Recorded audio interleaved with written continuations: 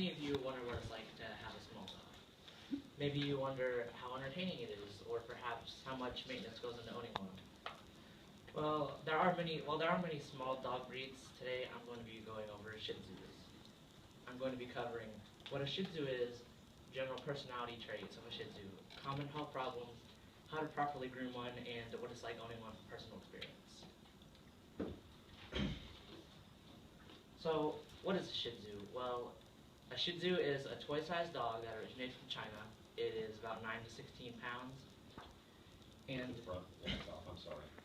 Here we go. they are. Oh, Shih Tzu is, contrary to popular belief, it is not pronounced Shih Tzu. It's pronounced Shih Tzu, like with a D. Shih Tzu. So I got all that information from AmericanKennelClub.org and this image from dogleadplus.com. Here is a little chart about like all the breed information. So a Shih Tzu's personality. Now every dog was bred for a purpose, and Shih Tzus were bred historically to be companion dogs, the ones that keep your feet warm at night and are lap dogs.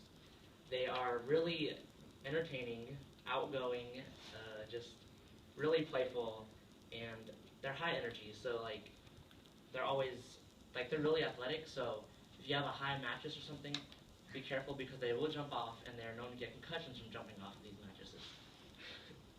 And they get along well with children, except for toddlers, because a Shih Tzu can get unintentional injury, and they have to be supervised around other dogs. And I got this information from Vicky's AmericanKennelClub.com as well. So some health issues among Shih Tzus are they have really short muzzles, as you can see, like no face, and so this makes swimming for them a challenge because their nose is so close to the water that water can easily get in there.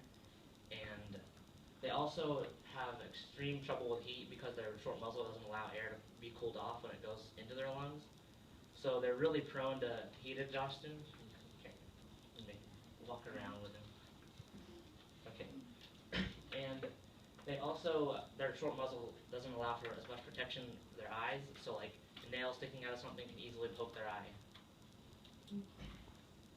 And they have large eyes, and so they're prone to eye issues. And these are keratitis, which is inflammation of the cornea, which can lead to corneal ulcers and blindness. Proptosis, which is when an eye is dislodged from the socket and the eyelid clamped behind the eyes. Dystichiasis, which is the eyelash grows in the middle of the eyelid and then pokes into the eye, which does not sound pleasant at all. And ectopia cilia, which is when retinal cells deteriorate until blindness. And I got all this information from dogbreedplus.com. So, grooming your Shih Tzu.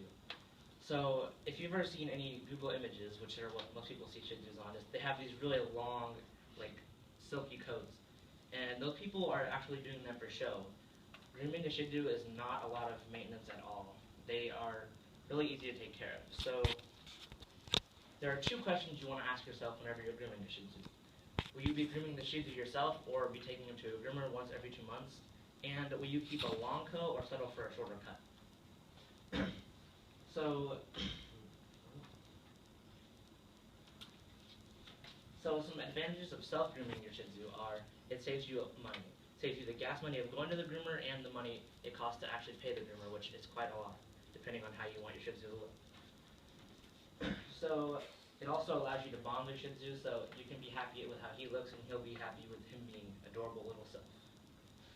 And you have general control over how he looks, so his hair won't nag, you can have easily control. Now, if you want to groom your Shih Tzu yourself, you need to develop a routine similar to this, which is brushing and combing his coat, bathing and drying him, clipping his nails as needed, checking his ears, and cutting and clipping the coat. And the most important part of a Shih Tzu's grooming regime is brushing and cutting his coat. You need to make sure you take care of it because Shih Tzus have double coats, which means their hair can mat really easily. And ideally, you want to brush him at least once a week, but once every night is the preferred amount. And so a top knot. This is what people do to their Shih Tzus. It's really adorable. Look at that little hair. This one does not have long enough hair yet. And so my personal experience in owning one, this one's name is Ballifer. He's my only one. It's like ball of fur, one word. He is the most outgoing dog ever. He's so entertaining. Like, we can be gone from the house for 10 minutes and he will just run up and jump and kiss us. And every time I get home from CPA, he just sits on my lap for hours on end, just loving on me. And so today I have covered what a Shih Tzu is, general personality traits of a Shih Tzu, common health issues among the breed, how to properly groom one, and how my experience in owning one. And I believe that these points are essential in you wanting to own a Shih Tzu. Thank you for listening.